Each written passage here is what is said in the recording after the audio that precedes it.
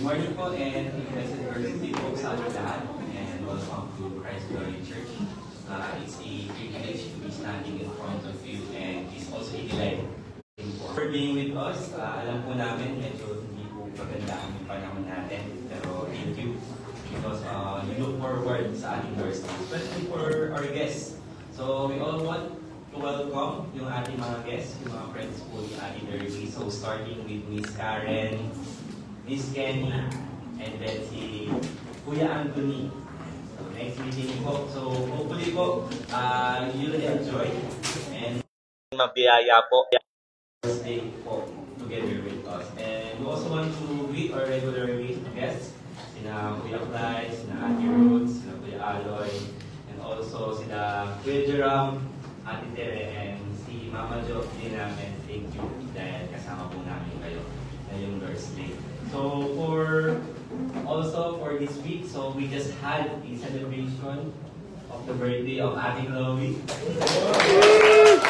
Happy birthday to you! She just had a party then yesterday, and it was also an opportunity for the Habok family to share the gospel with the rest of Ate Chloe. Remembrance din in 20 na. So thank you for sharing the gospel. No? Nakakatuwa po na we can get to celebrate yung birthdays natin like that. And another birthday then that we'll anticipate is the birthday of Kuya Tam. Tomorrow! Hey! So Kuya Tam will be turning 2 tomorrow. Good. So kami din excited din kami. So ayun po. So for today's birthday, so it's going to be our normal routine. So we're going to have our liturgy to be led by Nicolem this morning, and then to be ordered the preaching naman po to be delivered by Kuya AJ. Then after that, exam po tayo saglit for the Sunday school. Then after no, lunch break tayo. Then we will continue on our PM service together with Kuya Charles on the liturgy, and then si Pastor Hubert naman po on the preaching naman po sa PM service natin. So, hopefully, maging mabiyaya po ang Panginoon sa atin. And also, let's also look forward dun sa magiging baptism din ni Ate Ruth on the first week of the So, yung magiging part din po namin si Ruth on the Lord's table on the same day. And then also, the graduation din ni Kuya Carlos. Hey!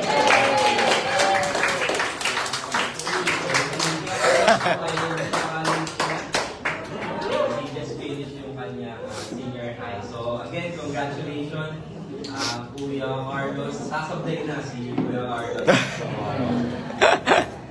Okay, so yun po. So that's it for our announcement. So let us look forward sa ating Lord's Day po ngayong umaga. So with all the excitements na meron po tayo, yung interest po natin, sana makuha po talaga. Itulak po tayo ng Panginoon doon. We will be encouraged. And maybe on this week, we had a lot of challenges. Maybe may mga konting regrets din. Things that we want to look back also. Yung mga ifs natin, mga buts, mga whys.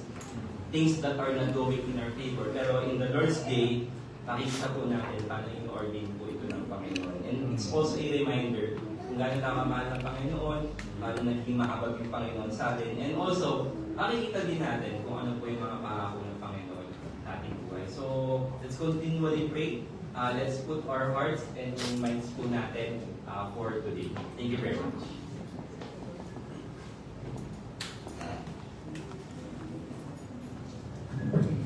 Nagpapagod po sa ating lahat, and it's really a privilege for all of us to gather this morning dito po sa ating lugar. At habang nagbibigay ko sa announcement kanina, I was reminded of the devotion that I also shared yesterday sa mga bata from Ecclesiastes 11 verses 8 and following, na sinasabi dito ng preacher, ng teacher, that we are to rejoice if we are to live many days. And just kanina, binigay ni Popo yung mga announcements sa atin. It's really a reason for us to be happy. Sa mga ating pagpaparang binigay mga sa atin, makapagpatapos ka na senior high, di ba? For example, sa family, konti na lang ang pagtitiis ni Tito Red Hati kami. Nagkaroon silang isipin mga pagkakaroon na. So, ganun po ang pagkasiyahan. Birthdays din. Tam-tam, ni Chloe, and we have guests, diba? And we are alive. And a lot of things that we can support. But at the same time, the Bible is not also silent about yung katotohanan din ng kaniliman at yung kapigatian sa buhay. It actually tempers our, kung masyado tayo mataas ang expectation ng buhay mo or what, we are reminded pa rin na kasama kataki talaga ng buhay natin dito. Yung mga mahirap din talaga ng buhay. So marami tayo pagdadaan ng mga bagay na hindi madali. And also, more than that, the Bible is also telling us na maging masaya man tayo at meron tayong mga pinagdadaanan hindi maganda, pero at the same time, all the more, we should be warned dahil ang lahat ay matatapos para sa judgment ng Panginoon. In verse 9. So, God will bring us into judgment. So, ibig sabihin, hindi tayo pwede maging masaya ng loosely or para bang immoral na happiness. Hindi pwedeng happiness na hindi nakaground sa reality at katotohanan. Dahil dapat talaga tayo sa pagbubog ng Panginoon. So, yun ang reality ng buhay din talaga natin. Hindi tayo pinagpapawalan ng Diyos na maging masaya. God created us to be happy, I believe. But in happiness is according not to our terms, but according to His terms. Kasi kung sinasabi ng Panginoon na totoong masaya, kagalakan, hindi tayo pwede maging masaya. Masaya ako sa pagiging ganito, pagiging ganyan ko. Masaya ako sa pagiging lasenggo ko. Masaya ako sa pagiging burara ako sa buhay o pagiging masama ang lagi ko. Gusto ko matari ako, hindi ako masaya. Yun ang mga bagay na hindi nararapat. We are to be happy in the Lord. We are to be happy according to God's terms. Kinakailangan po natin maisip. Dati po panahon na mawawala tayo dito. At haharap tayo sa pagdukog ng ating Panginoon. Mananagot po tayo sa bagat, ginawa at sinabi po natin. Diba? So, buti na nga lang din. That's the reason also why we look to the Savior in Jesus Christ. Na siya ang sumalo ng po na dapat ang pag-uuklap na dapat sa atin, sinalo ng ating Panginoon, para hindi po tayo magdusa ng po ng Diyos. At yun po ang dahil ang pakagayan ng dito. The reason why we are here, the reason why ang Lord's Day ay napakahalaga. Hindi po ito isang bago na sinisiksik lang sa schedule natin sa araw-araw.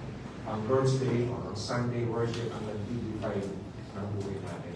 Doon po natin nalalaman yung mga bago na dapat natin malaman dahil kung hindi po doon, hindi natin alam kung paano talaga tayo magbuhay. Yan alam para sa ating lahat.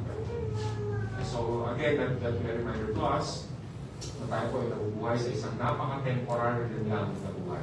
Hindi na nagsasabi ng text kahapon na sinare ko. It's very temporary. Hindi tayo magtamadali dito. Pwede tayo mawala anytime. We should answer to the Lord. Ultimately, our happiness is found in Him.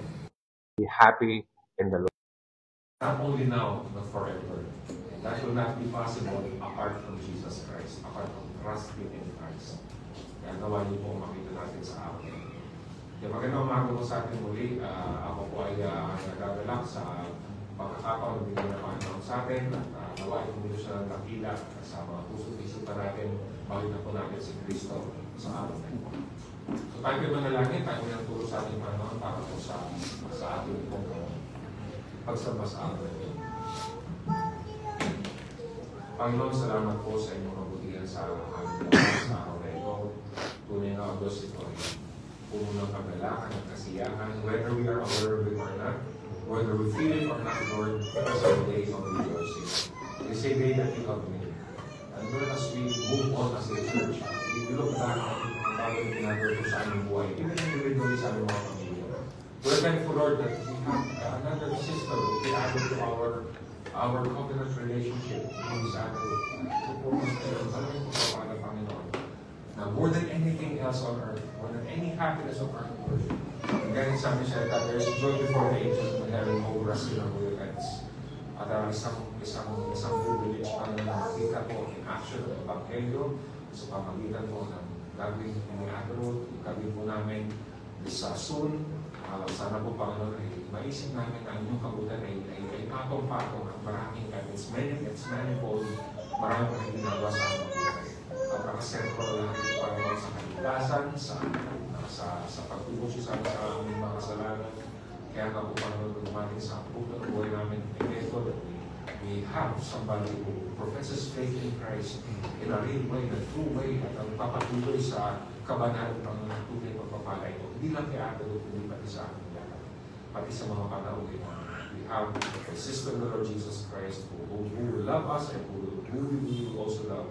And we promise to walk together hanggang sa kapag-ibigan.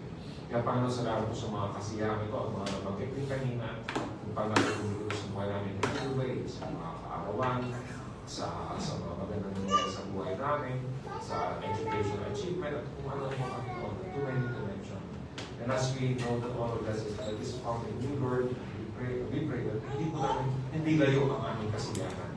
Hindi layo sa aming kagalakan sa inyo, Panginoon, nakaupat parami sa inyo ang lahat na ito. We should look forward to the day and we shall be in your glory forever because of the Lord Jesus Christ.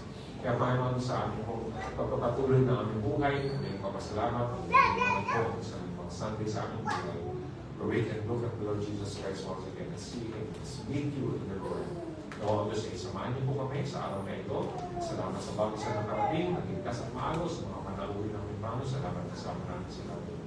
At nawa Diyos, hindi lamang kami, magkikapit ang mga churches, magpapatuloy sa pangarap ni Kristo, naway ko palagi ito sa mga nakila, at ang pangilali ng Panginoon, nawa ang natin ito ay maulang sa inyo.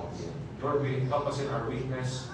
Alam namin mahina kami, alam namin na maraming humugulo sa isip namin. Nalilibang kami kahit magagandang bagay, Panginoon, na nawawala kami tuon sa katotohanan ng Ebanghelyo. Balik mo kami doon sa katotohanan ng kami nanalo. Hindi ito tungkol sa amin, hindi sa amin magagawa. Ito tungkol sa kung sino si Kristo at ang kanyang natapos na gawain para sa aming kaligtasan. Kaya samahan mo kami sa araw na ito, sa lahat ng aming gagawin. Kailangan kong may taas, si Kristo ako ay tanghali, kailangan kong magpapalun. Kaya salamat sa lahat ng mga ito, pinagkakatiwala ko namin sa inyo, dahil ito, kumilos pa namin sa Kristo at sa amin. Ito po aming dalangin sa pangalan ni Jesus. Amen.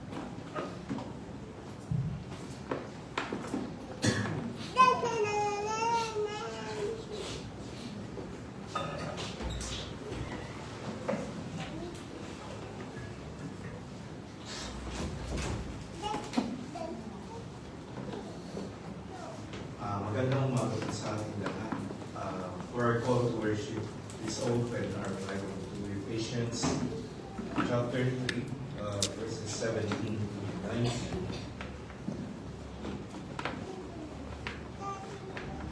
Chapter 3, verses 17 to 19. Tayo po in Tagalog and English. So that Christ may dwell in your hearts through faith, that you, being rooted and grounded in love, may have strength to comprehend what is the breadth and length and height and depth, and to know the love of Christ that surpasses knowledge, that you may be filled with all the. Naway manatili si Kristo sa inyong mga puso sa pamamagitan ng inyong pananalig. Dalangin ko na ang pag-ibig ang maging ugat at pundasyon sa lahat ng inyong gawain, upang inyong lubusang maunawaan kasama ng mga hinirang ng Diyos kung gaano kalawak, kahaba, kataas, at kalalim ang kanyang pag-ibig, at naway maunawaan ninyo ang pag-ibig ni Kristo na hindi kaya mabuti ng pag-iisip, at sa gayoy mapuspos kayo ng buong kalangian ng Diyos. So sa panalangin ng pagpapalakas ng spiritual na pananampalataya dito, sa panalangin ni Apostol Pablo, dito mataimtim na sinasabi niya sa kanyang panalangin na manaig nawa ang pagmamahal ng bawat isa, kalakip ng pananampalataya sa Panginoong Hesus. Pagmamahal ang maging pundasyon o ang pinanggagalingan dapat ng ating pananampalataya. So basically, ang ugat ng pananampalataya sa Panginoon should have driven by love. Pagmamahal po ito sa Panginoon at pagmamahal sa kapwa at hindi po pagmamahal sa ating sarili. Dahil kung wala po sa pagmamahal ng Panginoon at sa ating kapwa, pinanggagalingan po dito, Hindi po tayo magiging handang magsakripisyo, magpasensya, magtiis, sumunod, umunawa, maging mapagkumbaba sa mga dadaanan nating paglalakbay patungo sa Panginoon. Kung hindi sa pagmamahal sa Panginoon ang pinanggagalingan nito, mauuwi lamang tayo sa ating pagmamahal natin, sa ating mga sarili. Kaya kung mapapansin po natin, nahihirapan tayong unawain talaga ang Ebanghelyo. Kung ang pagmamahal ay galing lamang sa ating mga sarili, mauuwi lang tayo sa ating magagawa sa lahat ng bagay na ating ginagawa sa ating buhay. May mga tao na alam na nila ang mga pagsisisi at pananampalataya tayo sa Panginoon at pagkilala sa Panginoon, sinuha ng Panginoong Hesus sa krus bilang kabayaran ng kasalanan ng tao at daan ng kaligtasan. Ngunit hanggang doon lang po ang kaalaman na yun pagdating sa pagkilala sa Panginoon. Nakakalungkot isipin na wala sa kinikilos at pagpapahalaga sa pagkilala sa Panginoon sa mga taong ito. Proud sa ginagawang pagpapatuloy sa pagiging makasalanan at walang indikasyon ng malalim na pagkilala sa Panginoon.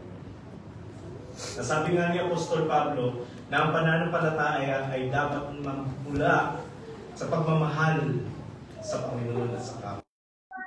Hindi mauuwi sa pag-asa sa Panginoon Hesus ang ganong klaseng pamumuhay. Sobrang bilib sa sariling kakayahan. Kaya ito ang dahilan kung bakit hindi matalikuran ang sarili para sa Panginoong Hesus. Instead, ang totoong buhay Kristiyano sa panalangin ni Apostol Pablo na ito, na maging sentro ng ating buhay ang Panginoong Hesus. Sa lahat ng ating ginagawa sa buhay, we should always go back to Christ.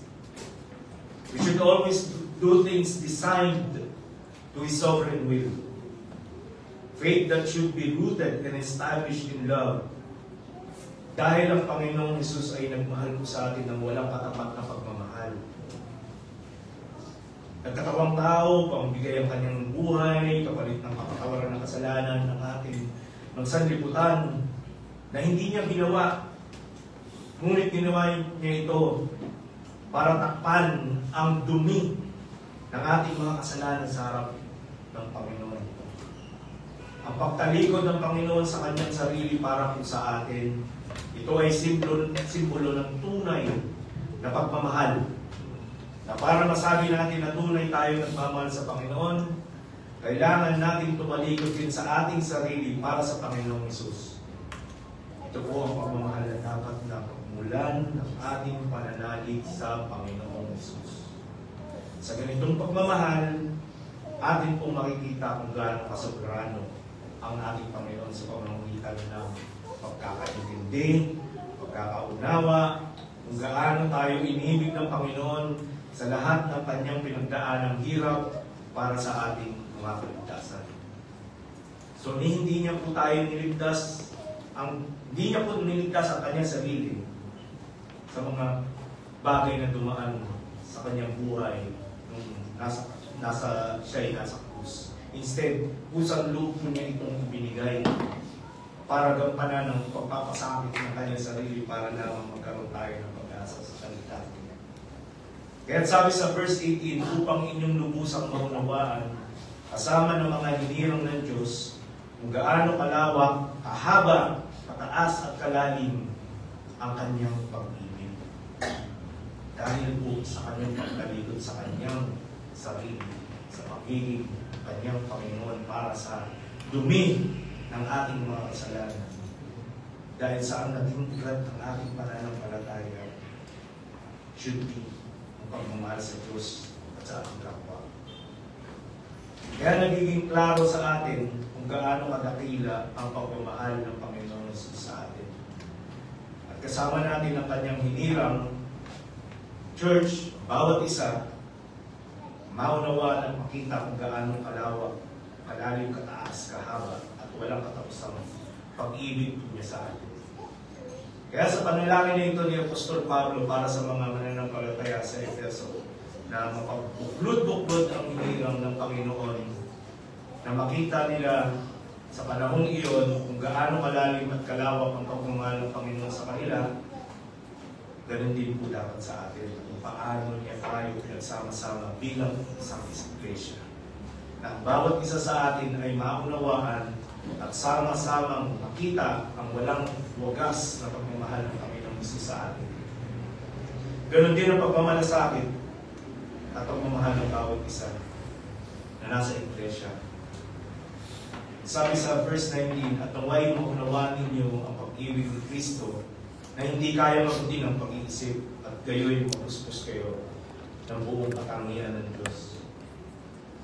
So, lampas sa unawaan ng tao ang makita ang pag-ibig ng Panginoon sa kanyang mga hinirang. Ngunit dahil sa tunay na layunin ng pagiging Kristiyano na bunga ng biyaya ng Panginoon, tayo po ay dinadala niya sa Kanya at nagre-reflect sa buhay natin ang Kanyang pagiging mapagmahal at pagiging mabiyaya. Hindi sa pagiging perfecto bilang isang mananampalataya, instead, makita po sa atin ang pagmamahal ng Panginoon at maging parte po ito ng ating buhay.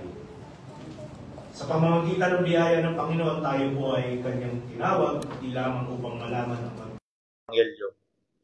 Ngunit mamuhay tayo sa Kanyang pag-ibig at pagmamahal sa bawat isa na kapatid sa Panginoon. Sa mga pagkakataong naihayag po sa atin ng Ebanghelyo, may mga bagay po tayo na na-realize sa ating mga sarili at maging sa ating paglalakbay sa ating Panginoon. Ang ating panlasa po ay nagbabago. Ang mga taong ating nakakasalamuha ay pili na sa panahon tayo ay binago ng Panginoon. Again, nakikita po natin ang hayag ng katotohanan ng ating pag-asa sa Panginoong Hesus nang dahil po sa Kanyang pag-ibig po sa atin. Kaya nga po ganoon na lang ang panalangin at panawagan ni Apostol Pablo sa mga taga-Efeso na dapat na ang pinagmumula ng pananampalataya ng galing mismo sa ating ay ang nag-uugat ay ang pag-ibig po lamang. Dahil sa pag-ibig din nagmumula ang pinakamahalagang utos ng Panginoon na mahalin natin ang ating Panginoon ng tapat, buong puso, at ang mahalin ng kapwa gaya ng pagmamahal sa sarili na atin pong mababasa sa Matthew 22. So mga kaibigan, mga kapatid, sa pahayag na ito ni Apostol Pablo, atin pong sariwain sa araw-araw ng ating buhay ang pagmamahal ng Panginoong Hesus sa atin. Sa pamamagitan ng pagbibigay ng Kanyang sarili para sa ating kabubuti. Dahil ayaw din po ng Panginoon na mapunta po tayo sa Kanyang puot.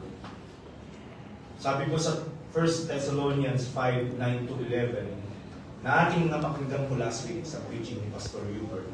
For God has not designed us for wrath, but to obtain salvation through our Lord Jesus Christ, who died for us so that whether we are awake or asleep, we might live with Him. Therefore, encourage one another and build one another up, just as you are doing. So we hope that what the Apostle Paul mentions about love that comes from our Lord and our Savior will give more depth to the faith that He has given to us as a gift. Our Lord is the one who reveals the truth to us. We simply received from Him the love of the hope that we have, the obedience to our Lord God, and the courage that are against us, but turn to become our desires because of His grace and His mercy. As what Pastor says kanina, we have to be rejoiced, di po ba?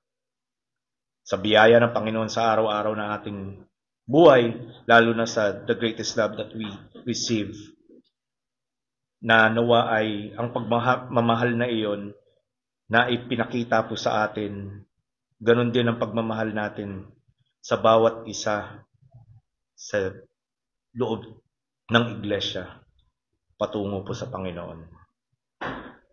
So brethren and friends, let's give Him the praise and worship that our Lord God truly deserves. And let's take this as an opportunity na maihanda po niya tayo, ang ating puso, ang ating isipan, at mapakinggan po nating maigi ang mabuting balita ng Ebanghelyo. Kaawaan po nawa tayo ng Panginoon sa pagkikinig sa mabuting balita. Tayo po'y magsitayo at kantahin natin ang ating himno.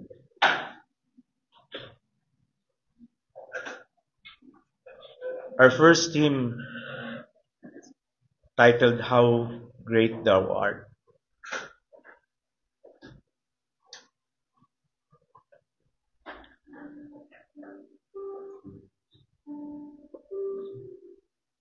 Let's all sing.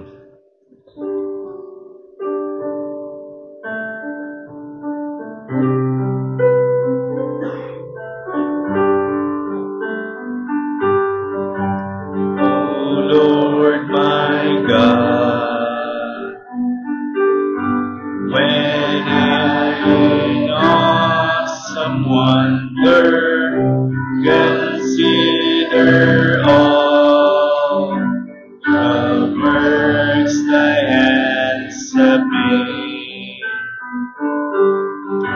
I see the stars,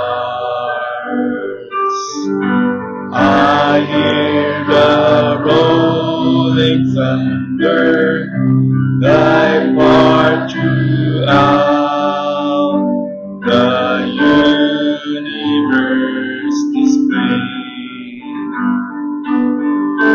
Then sings my soul, my Savior God, to thee. How great thou art, how great thou art. Then sings my soul, my Savior God, to thee. How great thou art, how great thou art. When through the woods and forest glades I wander and hear the birds sing sweetly in the trees. When I look down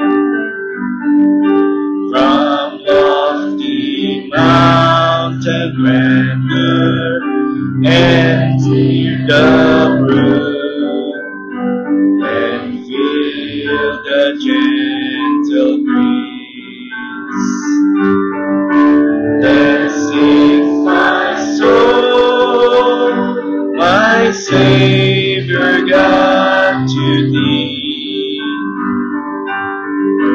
How great thou art, how great thou art. Then sings my soul, my Savior God, to thee. How great thou art, how great thou art. And when I think that God has shot a firing, sent him to die, I scarce can take it in, that on the cross thy burden gladly bearing, he bled and died to take away my sin. Then sings my soul, my Savior God, to thee. How great thou art, how great thou art. Then Then sings my soul, my Savior God to thee. How great thou art, how great thou art, when Christ shall come with shout of acclamation and take me home. What joy shall fill my heart? Then I shall bow in humble adoration, enter proclaim, my God, how great thou art. Then sings my soul, my Savior God to thee. How great thou art, how great thou art. Then sings my soul, my Savior God to thee. How great thou art, how great thou art. Our next hymn entitled Blessed Assurance. Let's all sing.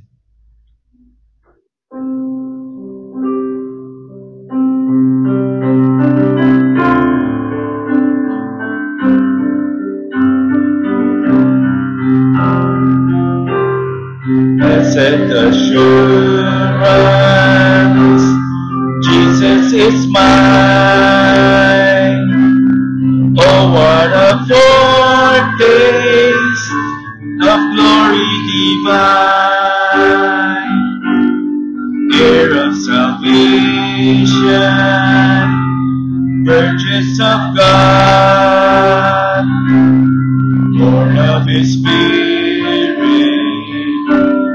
washed in His blood.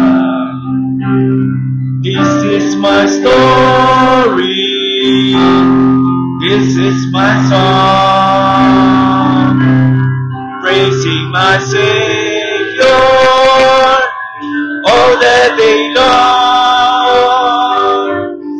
This is my story, this is my song, praising my Savior all the day long. Perfect submission, perfect delight, visions of rapture now burst on my side. Angels descending, bring from above, echoes of mercy, whispers of love. This is my story, this is my song, praising my Savior all the day long. This is my story, this is my song, praising my Savior all the day long. Perfect submission, all is at rest. I am my Savior, am happy and blessed, watching and waiting,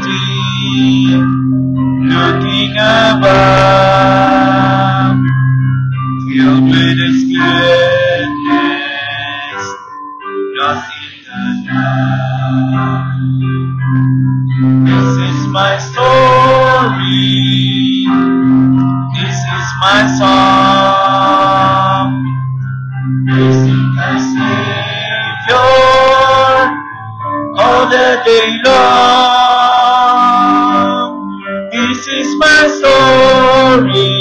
This is my song, praising my Savior all the day long.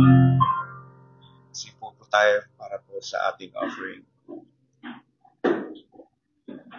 So as we prepare for our giving, let us remember how our Lord God, our God, has blessed us and for giving us His love and His mercy and being so gracious to us in our daily lives, mga kapatid. And sustaining us in our needs and looking forward to the hope that we have in our Lord Jesus Christ. Our giving is not merely just an obligation, but we look at it as a grateful response to God's grace and provision to us. Gaya po ng ating pananampalataya na ang pinagmumulan nito ay pagmamahal, ganon din po na ang ating pagbibigay ng ating kaloob sa Panginoon, ang pagmamahal din ay ang siyang dapat na pinagmumulan po nito. Di po tayo nagbibigay to earn God's favor, having a chance of knowing and hearing the gospel we already have.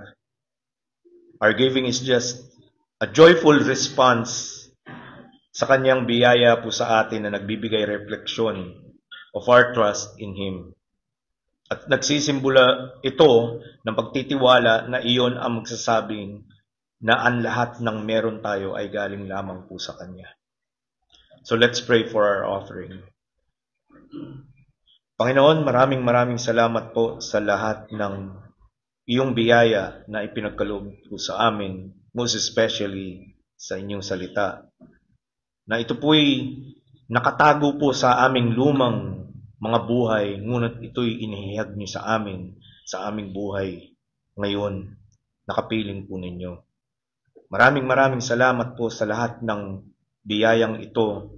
Ganon din po ang biyaya at probidensya na ipinagkakaloob niyo po sa amin habang nabubuhay kami dito sa lupa patungo sa Panginoong Hesus, na tanging nagsusustain lang po lamang sa amin para sa aming paglalakbay patungo sa Panginoon.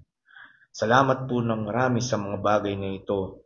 Hindi po kami karapat-dapat na tumanggap ng mga biyayang ito, ngunit sa inyong habag po sa amin, kami po ay pinagkalooban niyo ng mga bagay na ito na dulot lang po lamang ng inyong awa sa amin, Panginoon.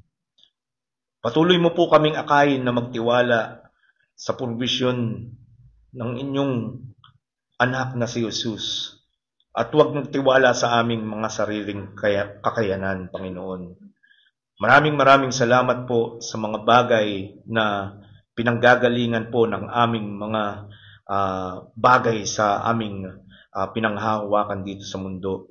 Ang aming trabaho, ang aming negosyo, ang aming resources, Panginoon, tanging sa inyo po lamang nanggagaling ito at amin lang pong binabalik ito sa inyo na tanging pagmamahal po lamang nawa ang pinanggagalingan nito, Panginoon.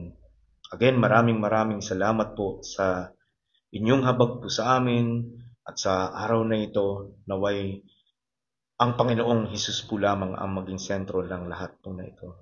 Aming pinapanalangin ito sa pangalan ni Jesus. Amen.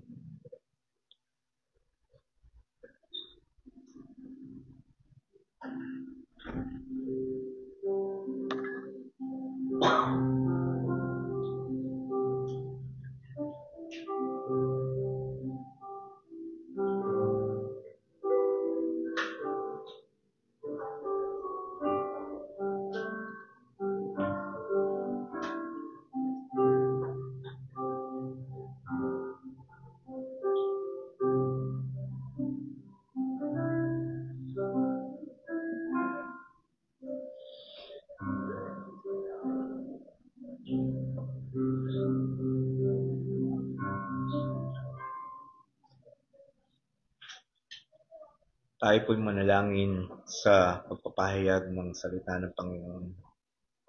Let's pray. Panginoon, maraming salamat po again sa araw na ito, Panginoon, sa pagbubukas niyo ng inyong salita po sa amin. Salamat po sa pagdadala niyo po sa amin dito na marinig ang inyong salita, Panginoon. Salamat po sa inyong pagpapala sa aming kapatid na si Brother EJ sa kanyang pag-prepare ng inyong salita, Panginoon, ang kanyang pagpapahayag ng Ebanghelyo at maging pagpapala din po ito sa bawat isa po sa amin na tagapakinig.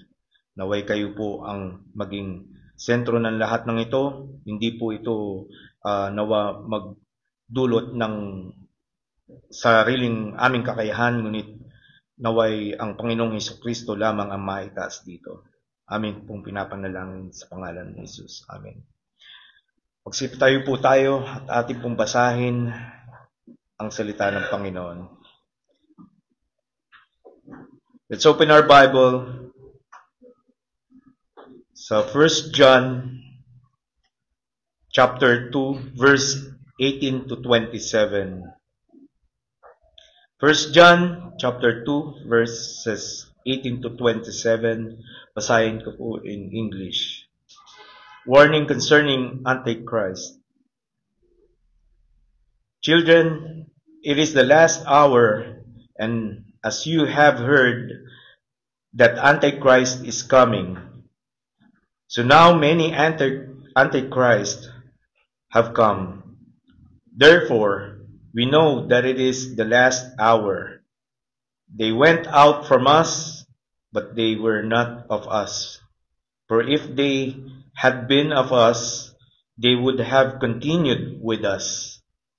But they went out, that it might become plain that they all are not of us. But you have been anointed by the Holy One, and you all have knowledge. I write to you not because you do not know the truth, but because you know it, and because no lie is of the truth. Who is the liar but he who denies that Jesus is the Christ? This is the Antichrist, he who denies the Father and the Son. No one denies the Son has the Father. Whoever confesses the Son has the Father also. Let what you heard from the beginning abide in you. If what you heard from the beginning abides in you, then you too will abide in the Son and in the Father. And this is the promise that He made to us, eternal life. I write these things to you about those who are trying to deceive you, but the anointing that you receive from Him abides in you, and you have no need that anyone should teach you. But as His anointing teaches you about everything, and is true, and is no lie, just as it has taught you, abide in Him. Magsiupo po tayo at ating pong pakinggan ang pahayag ng salita ng Panginoon. Salamat po.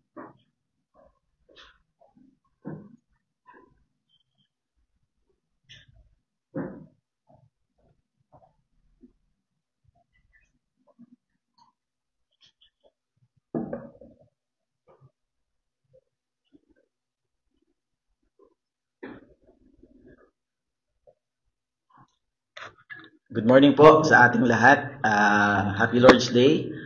Isang pagpapala po muli sa ating Panginoon na tayo ay sama-sama na makakasamba ngayong umaga na ito. At salamat po sa binigay sa ating devotion ni Kuya Lem.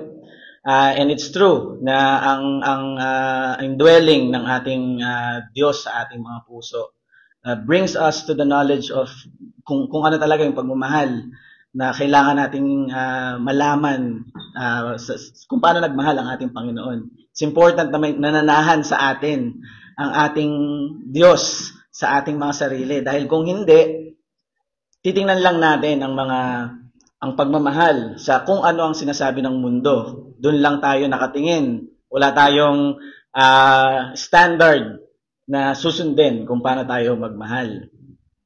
At isang bagay din na mahalaga na ang nananahan sa atin ng ating Diyos dahil we share it with one another, with other believers. Na tayo nalalaman natin ang depth, ang breadth at ang length and height ng pagmamahal ng Diyos na to with other believers. So it is important for us to know that.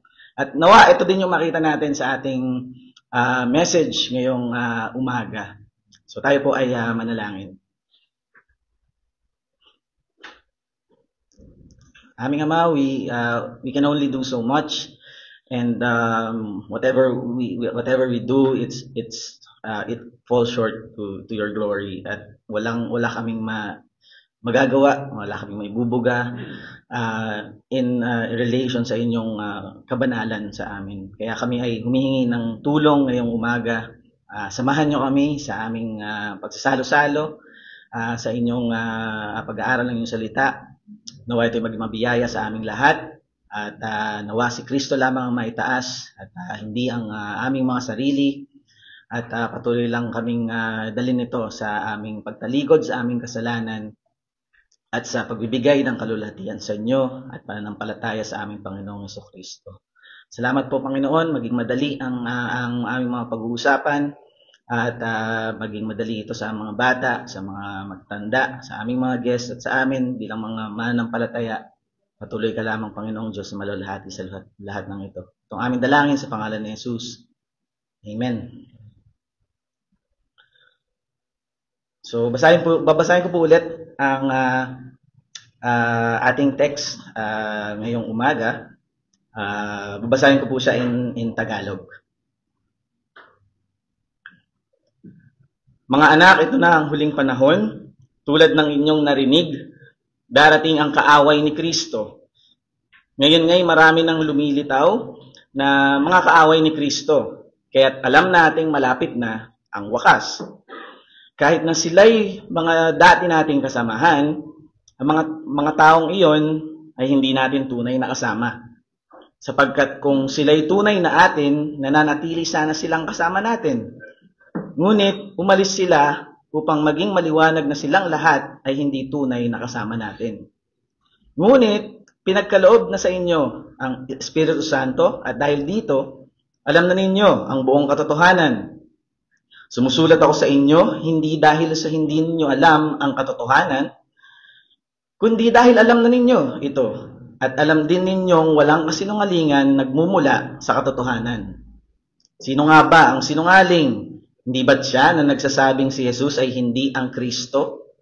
Ang mga nagsasabi nito ay kaaway ni Kristo. Hindi nila pinaniniwalaan ang Ama at ang Anak. Ang hindi kumikilala sa Anak ay hindi rin kumikilala sa Ama.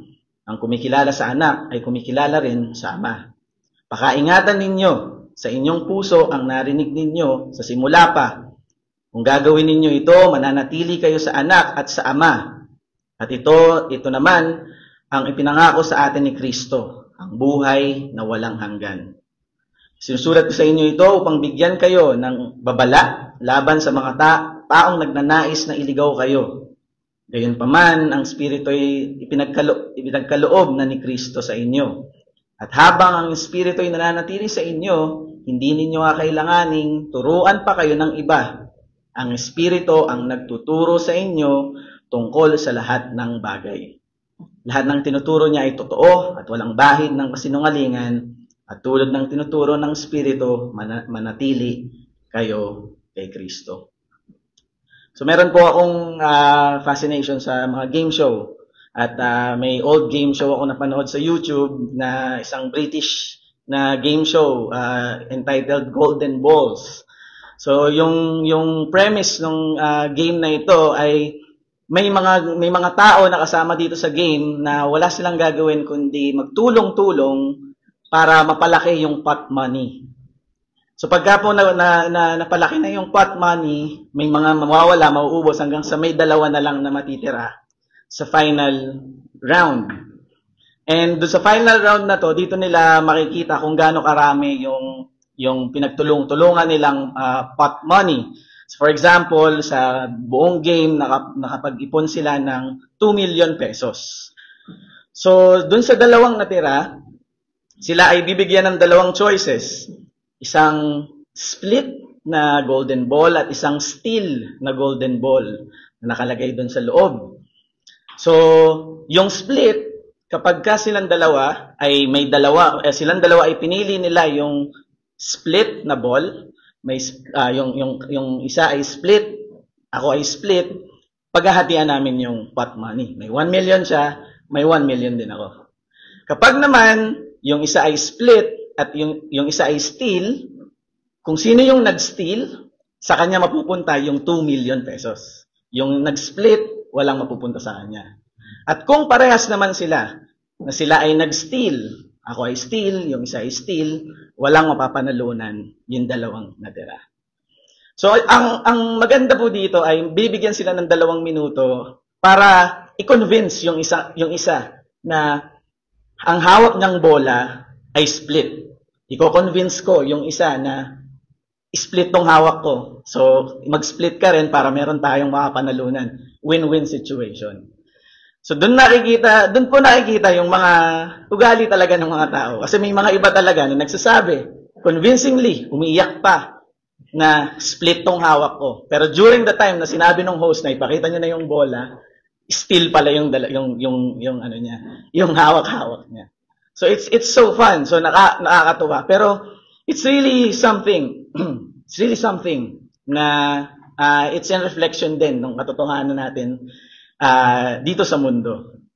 So, it's a dramatic moment do sa game show na it's over money, pero it forces us to ask a question sa ating mga sarili na what if na hindi sa pera patungkol yung pot money na ito.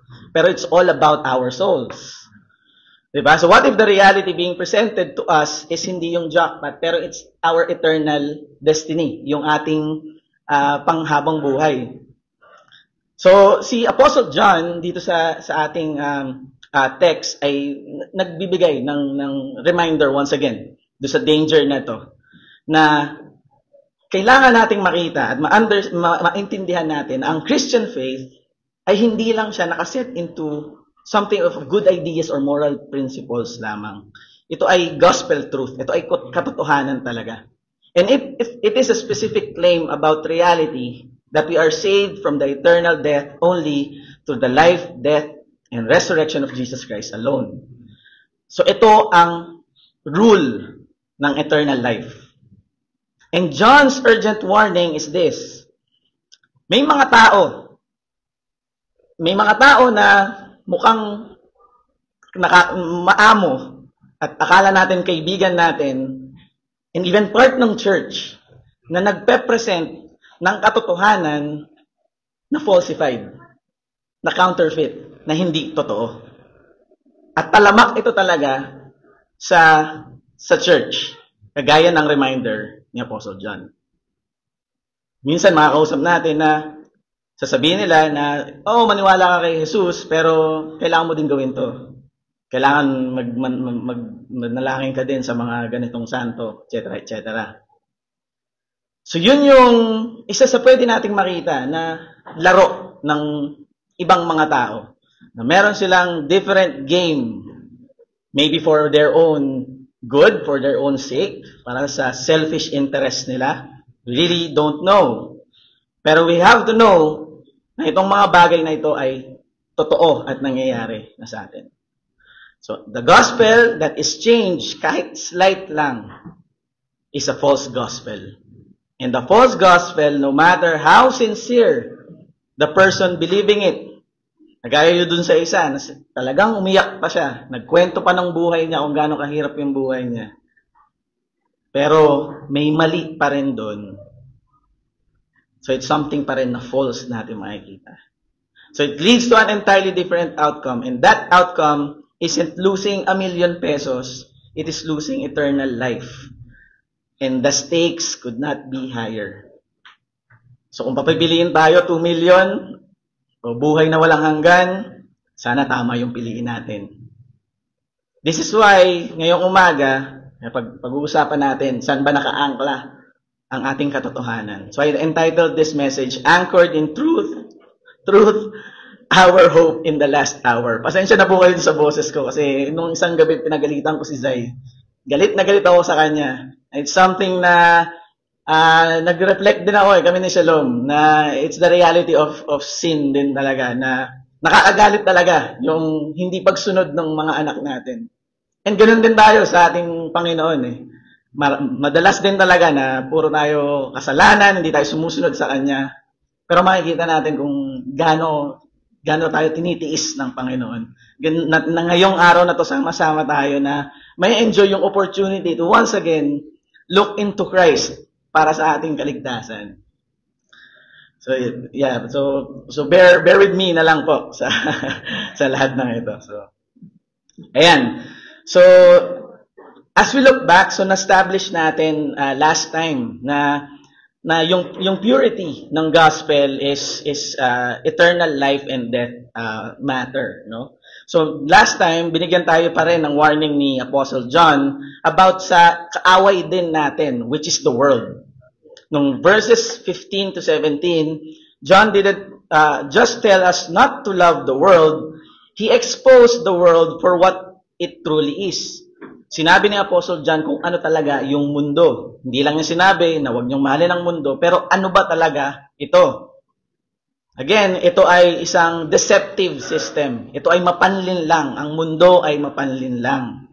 The world, as John describes it, is not neutral.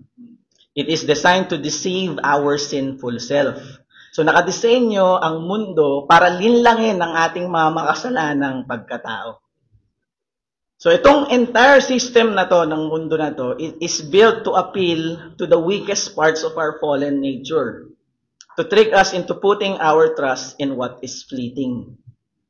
So minsan makikita natin habang nag-scroll tayo ng Facebook, alam na alam ng algorithm kung anong gustong-gusto natin sa oras na yon. So it's designed for that. So think of this, kung paano breakdown ni Apostle John ito. Yung pagnanasa ng laman, yung pagnanasa ng mata, and most of all, yung pagmamataas sa buhay. Yung pride of life.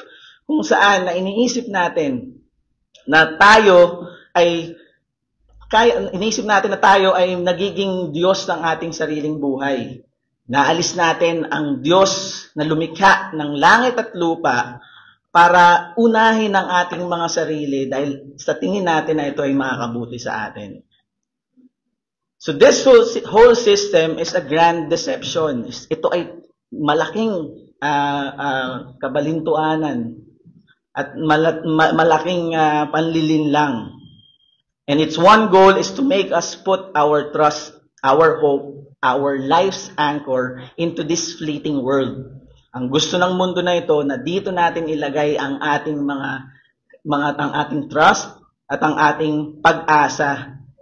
Pero ang mundo na ito ay mawawala at masisira lang kasama ng mga desire nito. Lahat ng ito ay isang malaking panlilin lang para lang ilagay natin ang ating tiwala sa isang mundong lumilipas. Pero binigyan tayo ng contrast ni John na narinig natin ang kanyang pangako that whoever does the will of God, beginning with faith in Jesus Christ and expressed in loving surrender, abides forever. So ngayon, binigyan na naman tayo ulit ni Apostle John ng isang kalaban na naman, isang enemy na naman natin. And we have been warned about the Antichrist ni Apostle John. So syempre, kung ang mundo ay mapanlinlang, dapat may manlilinlang. Kung ang mundo na ito ay scam, so dapat may scammers din talaga. At gustong makita ni Apostle John dito sa kanyang message na they are the agents, the teachers, the influencers who package the world's deceptive desires into attractive, spiritual-sounding language. So lahat ng kanilang panlilinlang ay binabalot nila into Jesus language na ito ay makadiyos. Pero ang laman pala nito talaga ay panlilinlang. They are the ones who tell you that the world's bait is not actually poison. Sinasabi nila na itong mga to hindi nakakalason to, itong mga bagay dito sa mundo na ito. At sila din ang mga muka ng mundo kung saan pinapakita nila ang rebellion talaga nila. sa ating Diyos. So sabi ni Apostle John, these agents of deception, sabi ni Apostle John, they called them as the Antichrist. So John uses their very presence to prove the urgency of our times. So hindi lang din niya sinabi ni Apostle John na may mga Antichrist na, pero sinabi niya na sa presence ng Antichrist ay nandito na tayo sa huling oras, huling araw, the last days, the last hours. He makes a direct, powerful connection in verse 18. So makikita natin, sabi niya doon sa verse 18, mga anak, ito na ang huling panahon, tulad ng inyong narinig, darating ang kaaway ni Kristo. Ngayon nga'y marami nang lumilitaw na mga kaaway ni Kristo, kaya't alam nating malapit na ang wakas. So kung makikita natin dito, pwedeng sabihin ni Apostle John na gusto nyo bang makita kung anong oras na sa orasan ng Diyos? So the presence of these many Antichrist is the undeniable signs that points us to the reality that we are in the last hour. Nandito na tayo sa last hour.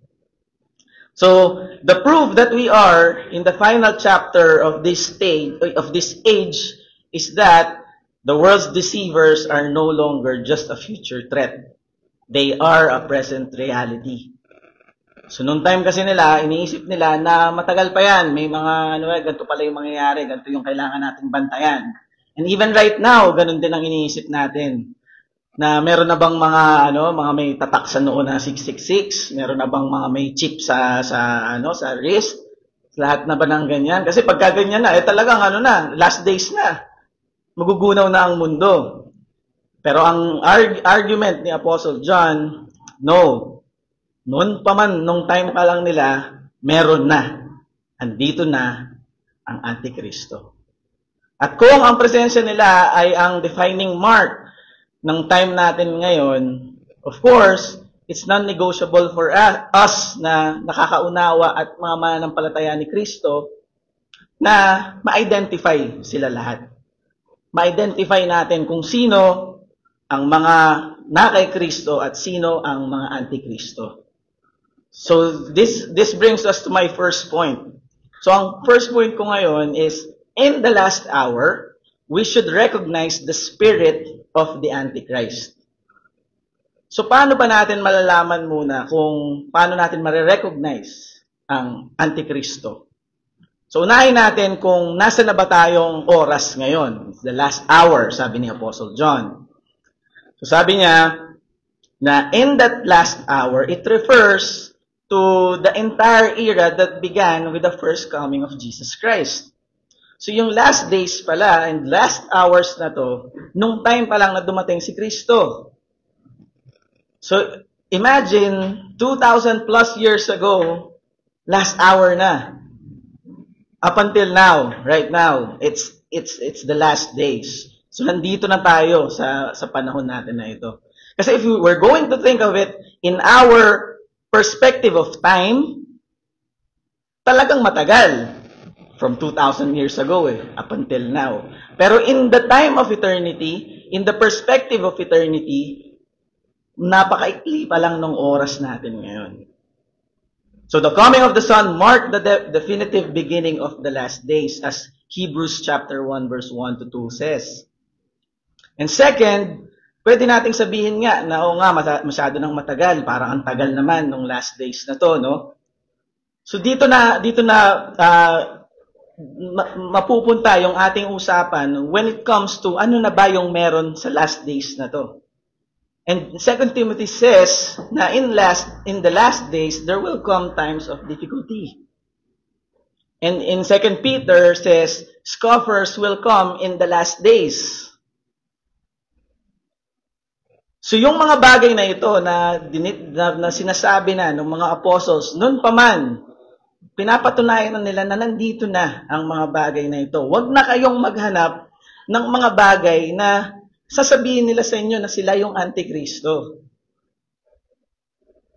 So this urgency demands a response from us. So dahil nalaman na natin na tayo na ay nasa last days, So dapat meron tayong urgency. Last time nanonood kami ng basketball, ng NBA Game 1 sa bahay nila kuya. And it's so much fun nung last quarter na and last minute na and up to the last second na nandun yung anticipation ng winning, yung assure na panalo yung kupunan na gusto mo. So there's something na may sense of na mag-i-invoke sa atin ng emosyon kapag pagka nandun tayo sa last days. For example, meron tayong exam na sinasagutan. Sinabi sa atin ng ating guro na pens up, pass your papers na. Ginagawa natin talagang every chance that we got, sinasagutan pa natin kasi gusto natin makasigurado kasi na yung isasagot natin maka-count for us, for our benefit, for our score. So we have this urgency, and we must remember that the end of this last days is always at hand, and one day it will certainly come. Darating talaga na yung last days, habang tayo ay nasa last days, matatapos din ito. Kaya nga, ang sabi sa atin ni Kristo na kailangan natin maging vigilant, kailangan nating magbantay. Kasi hindi natin alam kung kailan darating na matatapos ito. Kaya tayo may opportunity right now, ngayong oras na ito, ano man ang dahilan kung bakit tayo magkakasama dito, at bakit kayo napunta dito sa church, ito ay pagkakataon natin para makita natin, masumpungan natin ang pangangailangan at kaligtasan natin kay Kristo. Dahil darating yung time na mawawala na tong offer ng salvation ng Panginoon na to. At mapapalitan na ito ng paghuhukom. Hindi, mawawala na yon. At habang tayo ay nasa last days pa, at ngayong nasa last day na tayo, dapat may ganito tayong urgency pagdating dito. Na darating yung point na yung offer sa atin na salvation, na freely na binibigay sa atin right now, ay tatanggalin na ng Panginoon sa atin. At darating yung point na i-judge na tayo sa mga kasalanan natin. So yung idea of the Antichrist ay isa lang din na dahilan na para tayo ay magkaroon ng ganitong klaseng urgency. Dahil daraan din talaga tayo sa sa trials, sa suffering, humiliation, persecution. Dahil sabi sa Bible, sabi ng scripture, na during these days, darating talaga itong mga ito. At i-challenge ang ating pananampalataya. So may mga prophecies na ginawa, sila Daniel, merong prophecy yung sila Paul, and even John, na sinasabi na meron talagang may tatayo talaga na pwede nating sabihin na sila ay Antichrist. Minsan they are described being a political genius. Minsan may biglang I remember nung sabi sa akin ni tatay nung si Obama nung time na yon, parang something na yan na yung Antichrist kasi ano yan first black president yan. So syempre may something nakakaiba diyan kasi medyo may pagka-Arab or something like that. So may mga ganong prophecy na naririnig ako sa aking tatay with regards to Antichrist. Meron din naman na sinasabi na meron magkokontrol ng ekonomiya na isa lang ang yung paggagalingan ng lahat ng trade and ng commerce, lahat sila, at yun yung Antichrist. And meron din naman, as the Westminster Confession says, na the Pope is considered to be the Antichrist. So madaming mga bagay din talaga na pwede tayong marinig, mabasa patungkol sa Antichrist. Pero kagaya nga nung sabi ni John, at gusto niyang i-point out, na yung mga bagay na ito, huwag niyo nang hanapin. Huwag na kayong tumingin sa iba. Dahil sa atin lang dito sa church, may mga Antikristo na. Ang spirito ng Antikristo ay talamak sa church. He argues na ang mga antikristo ay hindi naman misteryosong mga individual. Hindi naman yan yung biglang makikita mo na lang in the horizon na nakasakay sa kabayo na mga may itim na cloak. Hindi naman ganun yan. Sinasabi niya din na hindi lang iisa ang antikristo. Sinasabi niya, even now, many antichrist have come. Madami na antikristo, hindi lang siya isa. And the most critical point regarding antichrist, it concerns kung ano talaga yung kanilang mission. It focuses on their heretical nature na sabihin na hindi si Jesus ang Kristo. So who is the liar? Sabi sa verse 22, who is the liar? It is the man who denies that Jesus is the Christ. Such a man is the Antichrist. He denies the Father and the Son. So ito yung test na dapat nating gawin para malaman natin kung sino ba ang nakay Kristo at hindi. O nandito ba tayo sa environment na Antichrist? So it's the ultimate test, ang Christology. Ano yung pagtingin nila at ano yung pagkaunawa nila kay Kristo sa kanyang katauhan? Ano ang ginawa niya? And to understand this, pwede nating i-break down yung Antichrist, yung word na Antichrist, yung anti, it doesn't just mean against. So let's say, anti-abortion ka, so against abortion ka. Or in political sense, pag sinabi mong anti-Marcos ka, hindi ka maka-Marcos. Diba? Tapos yung opposite nito is pro. Diba? But it also means in place of Christ, anti-Christ. So this spirit works by offering a counterfeit Christ. Hindi lang siya opposing, pero pinapakita sa inyo na ito talaga yung tama, ito yung totoo. Ito yung Kristo na dapat mong sundin.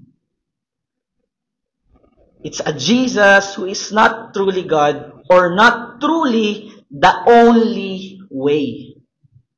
And the core of the Antichrist spirit is a doctrinal lie. It is a denial of the truth about who Jesus is.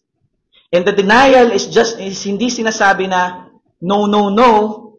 Hindi ganun yung denial. Kasi dahil for you to sit here and not to be under God's will, it's a form of denial of Christ.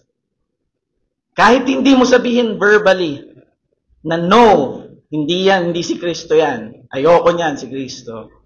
Pero if you hear the truth at hindi ka kumilos dun sa katotohanan na narinig mo right away, it is as if na you are denying that truth. Walang abstain. It's either you're pro or you're anti. It's either you're yes or you're no.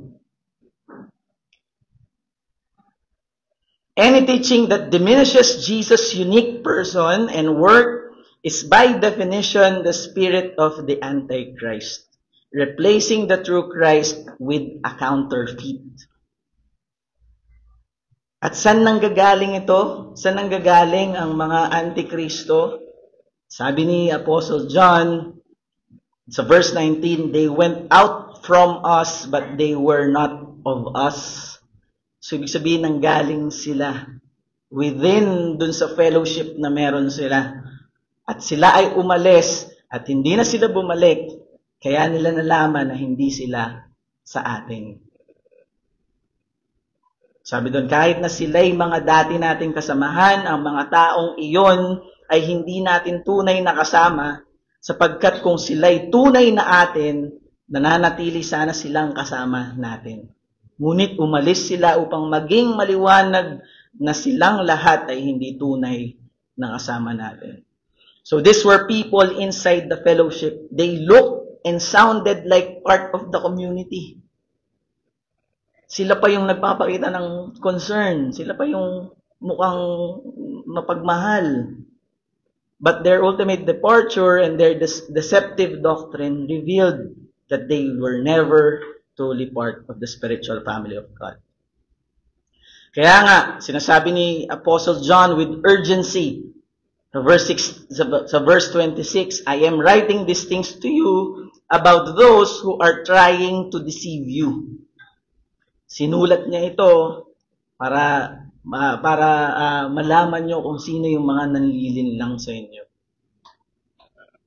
So they are spiritual wolves in sheep's clothing. And their mission is to deceive us. Linlangin tayo. So the picture is now complete. The enemy is not one future man, but many deceivers who are already here. Their main weapon is false doctrine that denies the true Christ. And their primary mission field is inside the visible church itself. So anong itsura nito sa atin ngayon? Hindi naman natin nakikita na may mga ID yung mga antikristo na yan na nakalagay na, hello, I am Antichrist. Hindi naman ganun yan. So the counterfeit is always more subtle. So we have to be discerning. We have to ask ourselves, na-encounter na ba natin itong mga ganitong spirit, the spirit of Antichrist? So maaaring familiar tayo dun sa part na well, okay lang yan. Kahit anong relihiyon mo, basta mabuti kang tao, pare-pareho lang naman papatunguhan natin lahat. Diba? Lahat napakinggan natin yan. And I remember, nung tinanong ko si Shalom nung time na nasa Bulacan kami, sabi ko sa kanya, sa tingin mo ba naligtas ka na? Sabi ni Shalom, oo naman. Sabi ko ni Shalom, oo naman. Kasi mabait ko kaya. Gumagawa kaya ako ng mabuti. Ganun. So may mga ganun tayong mga conversation, and we are familiar with all that. So it takes biblical Jesus who declared, I am the way, the truth, and the life. No one comes to the Father except through me, and it replaces him with the vague standard of human goodness. It denies his unique identity as the Christ. So, pwede rin nating ma-relate yung nagsasabi na tanggapin mo si Jesus sa buhay nyo at kayo ay yayaman, kayo ay lalakas, kayo magiging healthy at magiging successful kayo sa buhay. Maaring narinig natin ito na pinagmumukhang genie ang ating Panginoong Jesucristo. But it is the spirit of Antichrist. It takes the Savior who came to rescue us from our sin and replaces him with a financial guru who serves our love for the world. So meron din naman na, yes, we follow Jesus, pero sundin nyo muna tong pastor namin. Dapat dito kayo, subscribe kayo at follow nyo yung pastor namin na to. At dahil doon, saved na kayo kasi part na kayo ng community. So if you see, this is the pattern. In every case, this is true. Na pinapalitan si Kristo ng counterfeit, ng fake, ng scam. So ito ay, again, nakahubog sa kagustuhan natin na tao na bilang makasalanan. Lahat ng mga ginagawa natin at ang buhay na sinusunod natin o mga katuruan na sinusunod natin ay nakatali yan sa mga kagustuhan natin at kagustuhan ng laman natin, kagustuhan ng mata natin at ng pride natin. And recognizing this spirit requires more than just sincerity. Hindi ibig sabihin na ikaw ay sincere sa pananampalataya mo, ay tama na ang pinananampalatayanan mo. Kasi pwedeng sincere ka sa isang bote ng poison na sabihin mo na hindi ka mamamatay pag ininom ko to. Pwedeng ganun ka ka-sincere. Pero it doesn't get away of the fact na it's poison. Na pag ininom mo yan, ang katotohanan niyan ay mamamatay ka.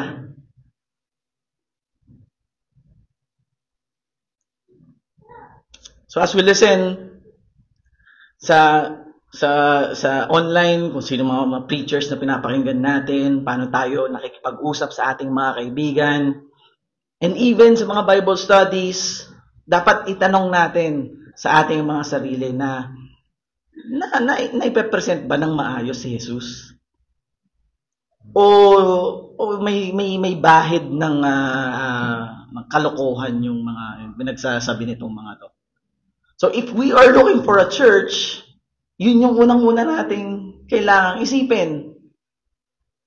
Na dito ba sa church na to, si Jesus ba ang tinuturo? Yung totoong Kristo ba? O dahil masarap lang yung lunch ng church na to? O dahil may magagaling lang na nagsasalita dito sa church na to, kaya dito? O yung oras ko kasi nakafit dun sa ng church eh. Pero firstly and most importantly and with urgency, na hanapin natin ang katotohanan ni Kristo kung nasan tayo. Especially with the church. So I'm fond of dun sa illustration ng bank teller, kung paano ang mga teller ng bangko ay inaalam nila kung ano ang mga counterfeit money. So, syempre, inisip natin na para matrain sila, inisip natin na may mga, may box sila ng puro mga counterfeit money, tapos tinitingnan nila isa-isa yon, di ba? Para malaman, counterfeit. Hindi pala ganon. So, para malaman nila kung may counterfeit na pera, inaalam nila kung ano yung totoong pera. Kung ano yung feel ng original. Kung ano yung polymer na note, ano yung feel niyan, ano yung itsura niyan, ano yung mga marks and yung mga signs doon sa pera.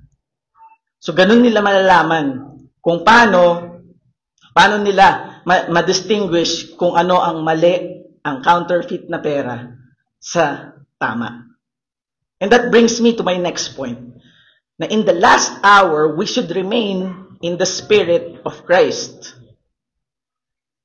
So sabi sa verse 20, ngunit ipinagkaloob na sa inyo ang Espiritu Santo, at dahil dito, alam na ninyo ang buong katotohanan. Sumusulat ako sa inyo, hindi dahil sa hindi ninyo alam ang katotohanan, kundi dahil alam na ninyo ito, at alam din ninyong walang kasinungalingan nagmumula sa katotohanan. Then I'll jump to verse 27, sabi doon, gayon paman, ang Espiritu ay pinagkaloob na ni Kristo sa inyo, at habang ang Espiritu ay nananatili sa inyo, hindi ninyo kakailanganing turuan pa kayo ng iba. Ang Espiritu ang nagtuturo sa inyo tungkol sa lahat ng bagay. Lahat ng itinuturo niya ay totoo at walang bahid ng kasinungalingan, at tulad ng itinuturo ng Espiritu, manatili kayo kay Kristo. So tayo ba ay kailangan ba nating maging expert para malaman kung ano yung mga false religion? Kailangan ba natin maging theologian para malaman natin yon? And the answer is kung may iwan lang tayo sa ating sariling wisdom, sa sariling cleverness, wala tayong pag-asa. Kagaya na lang din nung call to worship ni Kuya Lem, na hindi natin malalaman ang length, ang height, ang breadth ng pagmamahal ng Panginoon kung sa sarili lang natin. Pero the glorious and wonderful news, the good news of our passage, is that God has not left us defenseless. So we know that we are in the last days then. Yes, nasa last days tayo dahil marami ng mga antichrist.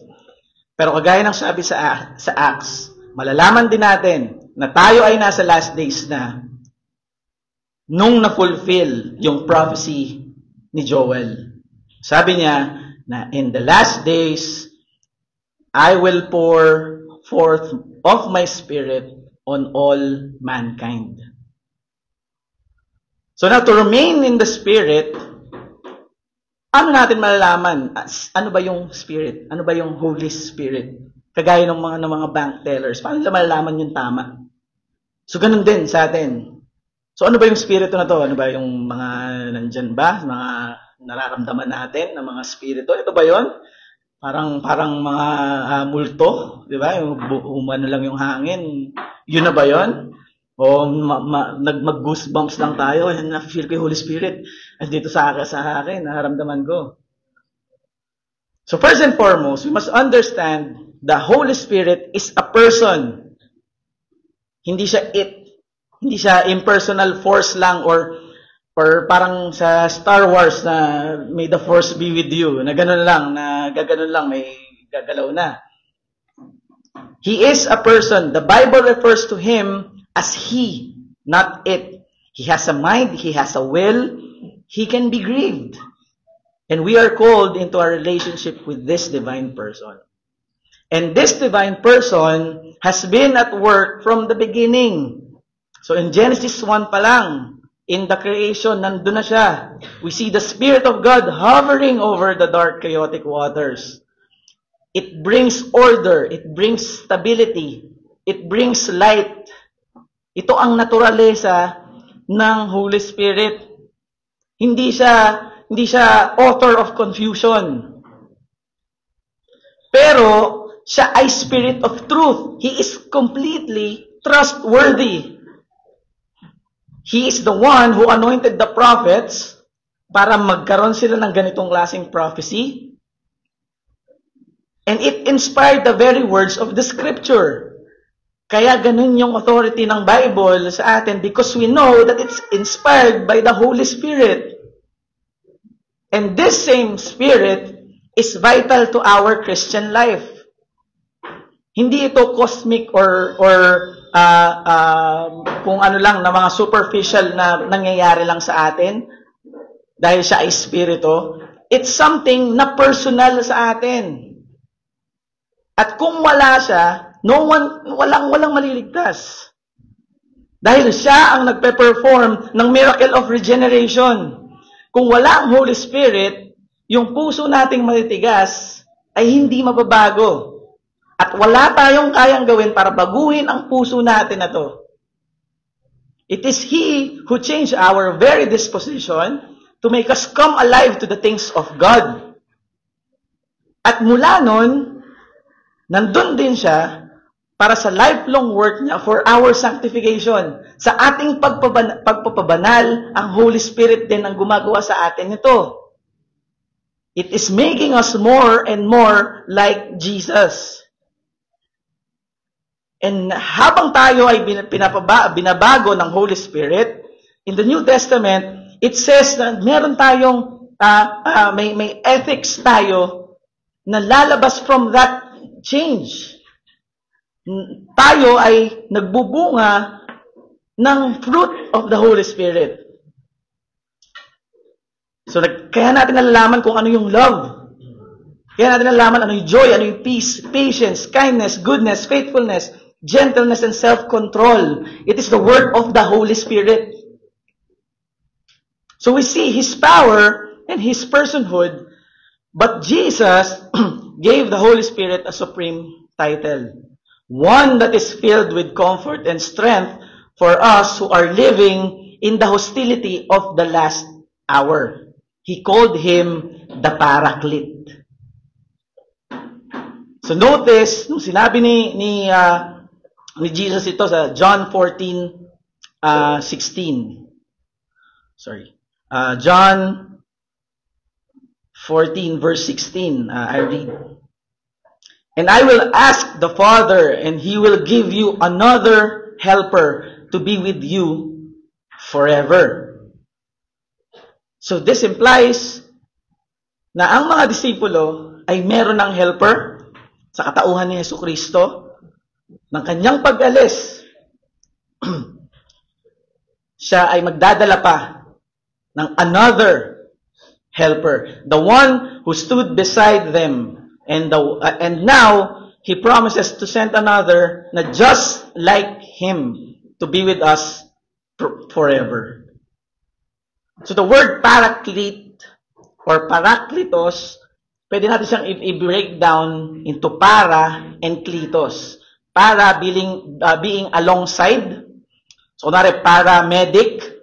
So, may medic talaga, pero yung paramedic is alongside with the paramedic. Ganon din yung gagawin niya to help that paramedic.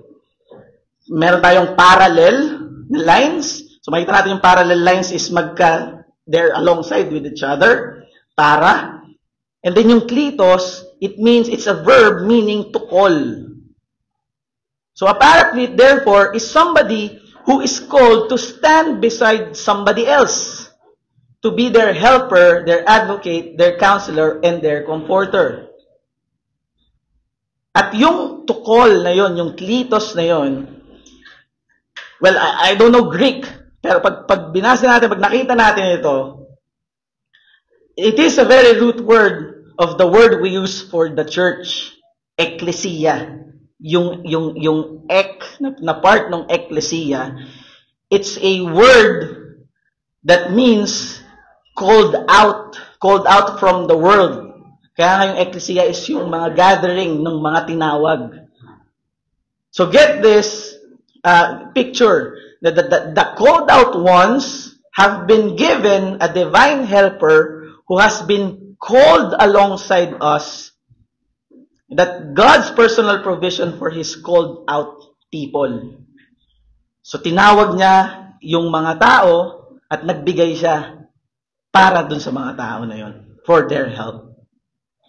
Kaya nga it often is being translated as comforter. So ito ay, yung comforter isn't a weak or sentiment comfort lang.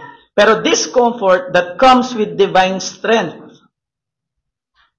Jesus sent us another comforter to strengthen us, to guide us into all truth, and to stand with us as our advocate in the midst of the deception of the last hour. Hindi ito comforter ng higaan para mas masarap yung tulog natin. Hindi yun, hindi ganun yung comforter na to. So this paraclete, this comforter, is God's answer to the church's deepest need in the last hour. So we know, alam ng Diyos na tayo ay nasa huling mga panahon na. Kaya nga siya nagbigay ng tulong din para sa atin. He is our divine ally, called to stand with us. And why do we need an ally? Dahil alam ni Jesucristo kung ano ang reality natin. Dahil ipinapain tayong mga tupa sa mundo na punong-puno ng mga wolves. Na konti lang na nag-aabang na tayo ay i-pounce at kuhanin. So, kung paano ang mundo natin ngayon ay nagiging progresibo, na pinipersecute ang mga Kristiyano. Ito yung katotohanan ng buhay natin ngayon habang tayo nandito sa mundo. Hindi tayo pinangakuan ni Jesus ng madaling buhay. He promised us that His presence in the midst of a difficult one. Nakasama natin siya. He knew we would suffer humiliation, tragedy, and persecution. He knew we would be tempted to be silent. And the main issue for us as a church and as individuals is the danger of being paralyzed by fear. So alam ng Diyos na tayo ay may humiliate, tayo ay mapapersecute, at dahil doon, titikom na lang tayo. Dahil tayo ay napapersecute na, hindi na natin sinasabi yung katotohanan ng Panginoon.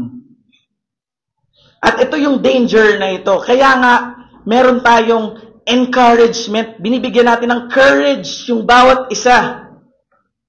Kasi hindi natin bibigyan ng courage yung bawat isa kung hindi ka naman takot dun sa mga bagay na yon. You don't need, hindi mo kailangan ng tapang kung hindi ka takot sa isang bagay.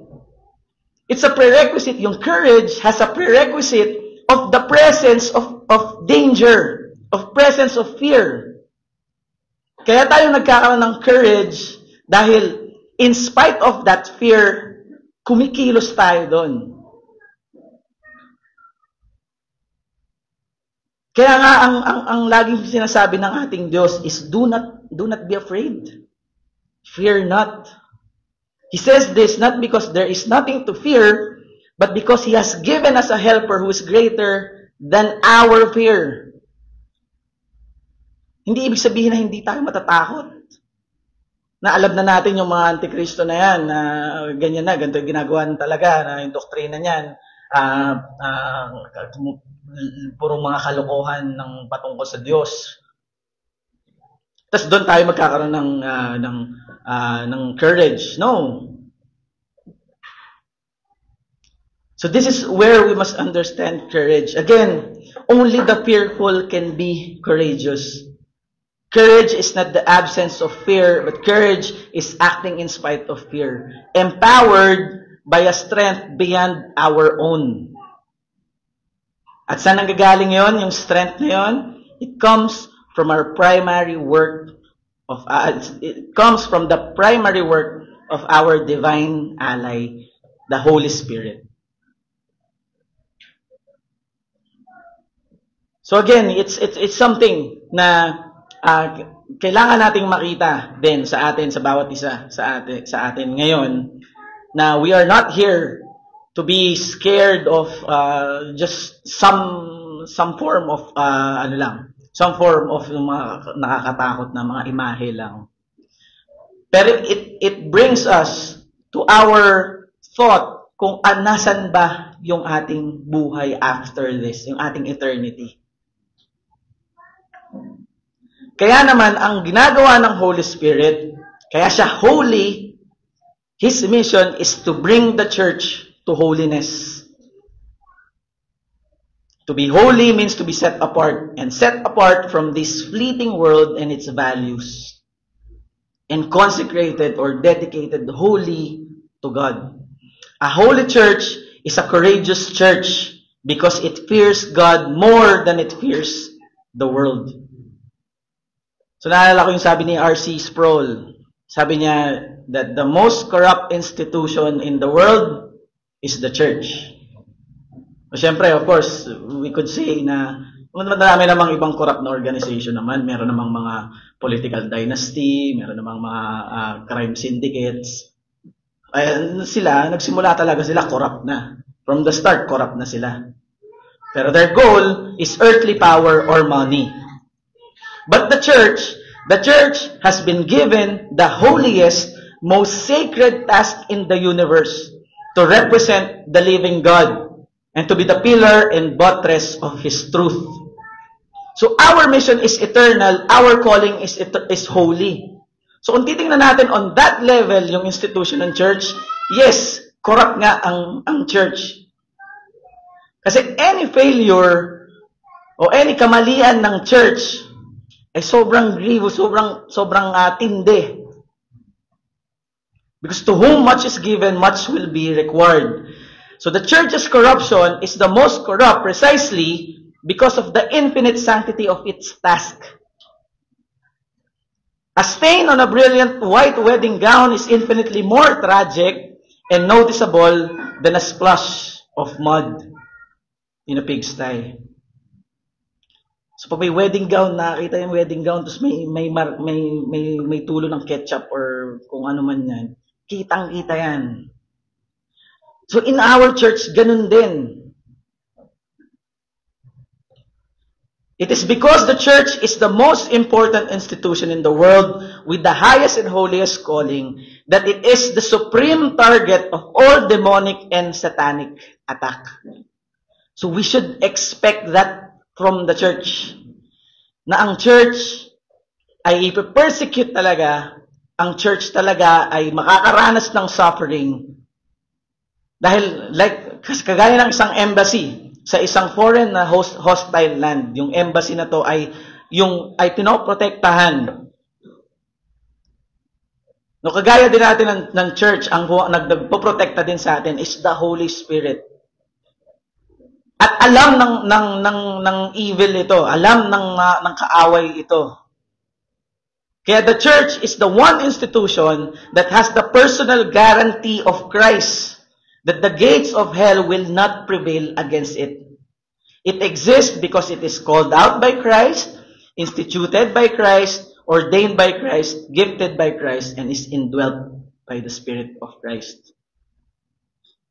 Kaya nga may nakikita tayo ng mga hypocrites at mga false teachers kagaya ng tinuro sa atin ni Kristo, na may mga tares among the wheats. There will be unbelievers mixed in the believers in the visible church. So yung church lang yung kailangan maging sinner ka para makapasok ka. At kung makakita ka ng perfectong church, huwag kang sasali doon kasi magiging hindi na sila perfecto. But for those of us who are genuine, we get to receive the benefit of the holiness of the true church. Dahil ba sa mga tao to? Dahil ba dun sa mga bumubuo ng church to? Kaya banal ang church? Whatever holiness we grow in, whatever courage we gain, we get it because of the same power that is holding the true church together in the first place. It's Jesus Christ and the Spirit. Sabi ni John doon sa verse 23, let what you heard from the beginning abide in you. If what you heard from the beginning abides in you, then you too will abide in the Son and in the Father. So our holiness, our courage, our perseverance, it all comes from remaining anchored in the original gospel truth. Kaya importante na alam natin kung ano yung katotohanan na pinaniniwalaan natin. This creates an unbreakable bond with every members of the church. I am in Christ, you are in Christ, we share that divine unity. And we have this responsibility to abide in Him. Dahil once that we trust the Son, we believe in the Son, the Father is with us also. So who can separate us from the love of Christ? So it's the work of the Trinity that's working in us.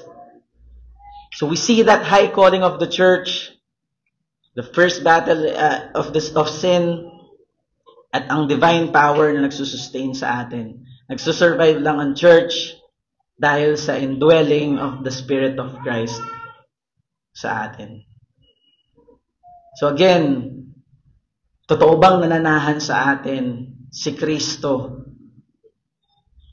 Dahil this is the work of God, na pag tayo ay naniwala sa Kanya, we have been anointed with the Holy One. Ito ang meron tayo. So hindi ito basta passive waiting lang, it's an active abiding yung kay ating gagawin. It means that we must intentionally saturate our minds and hearts in this truth.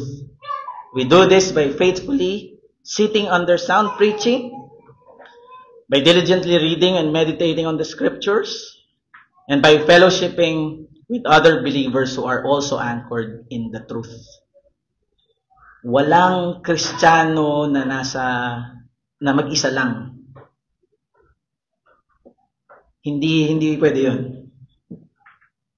We are in a world na punong-puno ng tumataliwas at umaalis sa Diyos, iniiwasan ng Diyos.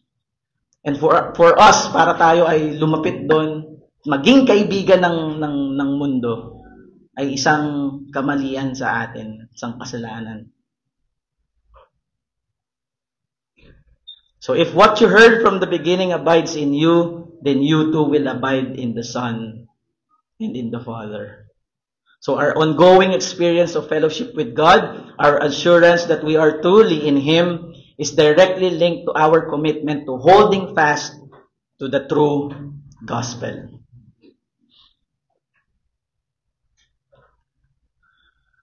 So sa atin po, sa ating buhay, madaling mag-agree sa sound doctrine, sa pulpit na makapakinggan natin buong Sunday. Pero paano tayo for the rest of the week? Madali tayong makakita ng mga quotes sa Facebook. Yun yung pinanghahawakan natin na mukhang inspiring tong quote na to. O minsan, May mga barkada tayo na sinasabi sa atin na masyado ka namang stricto, masyado ka namang relihiyoso. Para ba maging belong tayo doon, susuko natin yung katotohanan na meron tayo. At yung mga napapanood natin, it preach the different gospel. Pinapakita sa atin na kung saan yung pagmamahal, yung pera ay makikita natin dito sa mundo, yung wealth makikita natin sa mundo. So this is the challenge for us to actively and intentionally guard our hearts and minds and choose to be saturated in the truth of the scripture. Kahit na ito ay mahirap, kahit ito ay unpopular. So John gives us the ultimate reason kung bakit. He reminds us of the price. He points us to the glorious, unshakable promise that makes every single struggle worth it. And this is the promise that He made to us, eternal life. So this is our hope. This is the anchor for our souls in the last hour. Yes, the Antichrist and the world system, they represent in-offer nila ang temporary pleasures na mawawala din. But in Jesus Christ, through the pure gospel, offer us one thing na hindi kayang i-offer ng mundo. He offers us eternal life. At hindi ito yung mabubuhay tayo ng forever.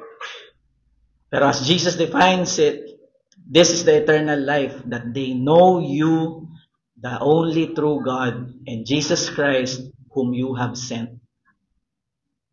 Hindi natin naasamin yung eternal life dahil masaya sa langit, may pearly gates, mga ginto doon.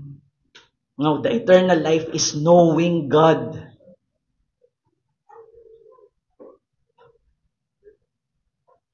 Hindi natin i-define ang eternal life sa sarili nating definition. But the eternal life, just as Christ said, is that they know you, the only true God, and Jesus Christ, whom you have sent. So therefore, we remain in the Spirit of Christ. We hold fast to the truth we heard from the beginning, because we are not living for the fleeting approval of the world. We are living for the unbreakable promise of the next. We are anchored not in shifting sands of human opinion, but in the solid rock of God's promise, the eternal life.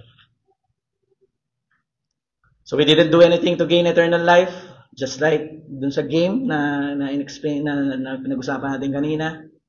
We don't work together to achieve some sort of life na ma-achieve natin next. Pero the fullness of the eternal life is given to us freely through Christ. At para sa atin na tanggihan yung offer ng eternal life na to through Christ is something arrogant. So let's check our hearts this morning, brethren and friends. Kung saan ba nakaangkla ang katotohanan natin? Saan ba tayo? Ano ba yung pinaniniwalaan natin? Ano ba yung nagdidikta ng buhay natin? Para saan ba tayo bumabangon? So let us pray.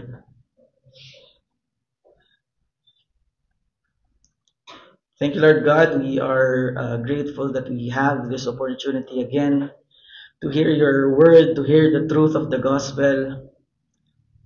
Nawa, kumilos ka sa aming mga puso.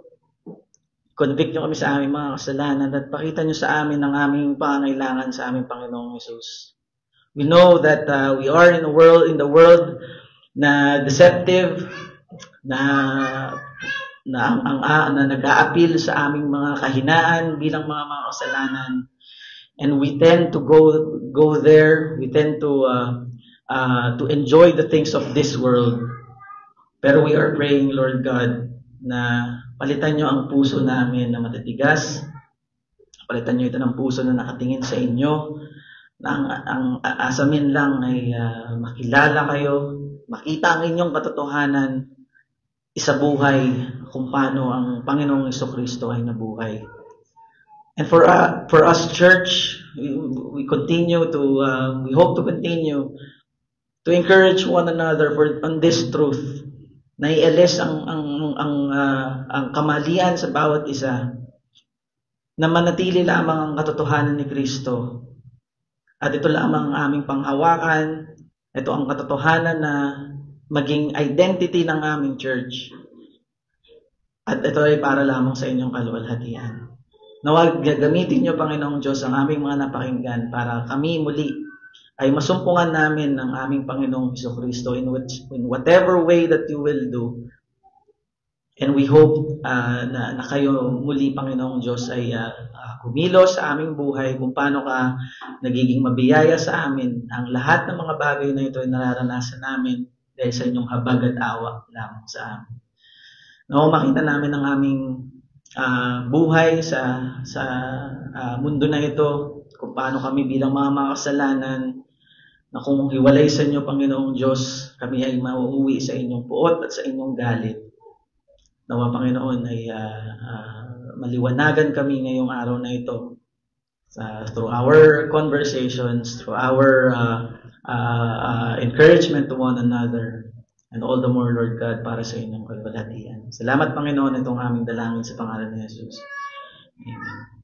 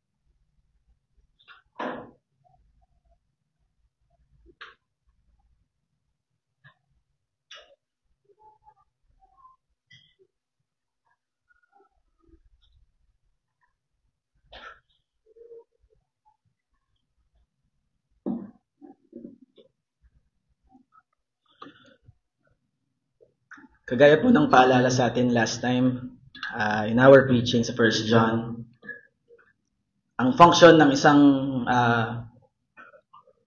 bangka ay pumalaot sa tubig. Pero kung ang tubig ay nakapasok sa bangka, siya na ay lulubog sa tubig. Hindi niya na magagawa ang kanyang function bilang isang bangka. Ganito rin tayo in our church. Panatilihin natin na tayo ay magpapatianod lang sa kamunduhan, sa mundo na ito. Tayo ay nasa ibabaw ng mundo na ito. Kahit gaano ka nagraragasa ang bagyo, ang hangin, mga challenges dito sa mundo na ito, tayo lamang ay nakaangkla sa ating Panginoong Jesucristo. At ito ang nagpapanatili sa atin na nagpapalaot dito sa mundo na ito. Huwag nating hayaan na ang mga bagay sa mundo na ito ay makapasok sa ating iglesia. It's our duty, it's our responsibility to abide in Him para sa ating kabutihan din. So for our response hymn, let us sing Christ the sure and steady anchor.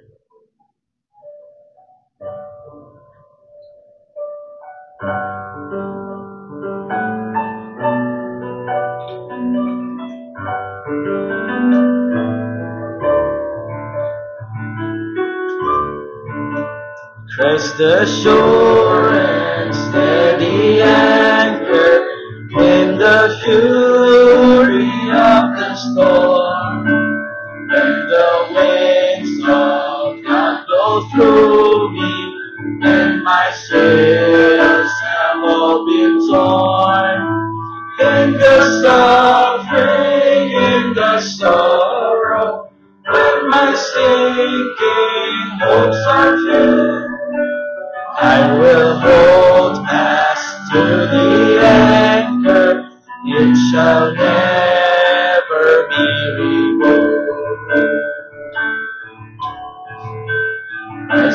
sure and steady anchor, the tempest rages on. When temptation makes the battle, and it seems the night has won, deeper still and close the anchor, though I justly stand accused, I will hold fast to the anchor, it shall never be removed. Press the sure and steady anchor through the floods of unbelief.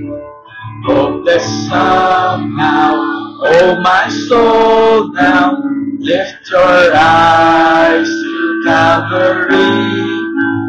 This my baddest of assurance, see His love forever prove. I will hold fast to the anchor, it shall never be removed. Press the sure and steady anchor as we face the wave of death. When this trials into glory, as we draw our final breath, we will cross that great horizon, clouds behind and life secure, and the path will be the better for the storms that we endure. Let's all rise. Christ the shore of our salvation, ever faithful, ever true. We will hold fast to the anchor, it shall never be removed.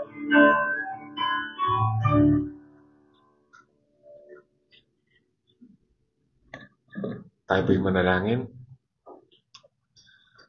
Panginoon, tunay nga na biyaya niyo sa amin ang gawing aware kami sa mga bagay na ito. Yung reality po, Panginoon, na kami po ay by default mga antikristo. Kami po by default ay makamundo. Kami ay nakatingin palagi sa mga bagay sa mundong ito na lumilipas. At tunay nga ito ay napaka-foolish at napaka-arrogant. Samantalang pinagkalob niyo po ang tanging solusyon sa amin pong suliranin, pangunahing suliranin na kamatayan at kasalanan. At yun po ay si Kristo. Nawa doon ay naging magandang paalala at magandang hamon sa amin ang mga bagay namin narinig kanina. Hindi kami nag-aantay na anumang figura na misteryoso, na antikristo, na paparating sa amin. Nandito na po. Ito na po, naglipa na, garapalan ang paging antikristo, maging sa aming mga sarili, Panginoon. Nawa Diyos ay kumilos ang inyong dakilang katotohanan at manang espiritu upang maging aware kami sa mga bagay ito at panghawakan namin, O Diyos, si Kristo. Huwag kapalit ni Kristo, huwag yung opposed kay Kristo, kundi si Kristo lamang. Kaya salamat, O Diyos, dahil kayo po ay naging mabuti sa amin sa oras na ito. Naway panghawakan namin mga katotohanan aming marinig. Kaya rin po ang mag-alaga ito sa mga puso't isipan namin. At nawa hindi po ito mawala sa amin. Panghawakan namin ang tanging sigurado, at ang angkla namin, ang aming Panginoon Jesucristo. Salamat at po sa inyo, Panginoon. Ito pong aming bilangin sa pangalan ni Jesus. Amen. Okay, magandang umaga po sa ating lahat. Let's have a 5-minute break bago po tayo dumako sa ating Sunday School.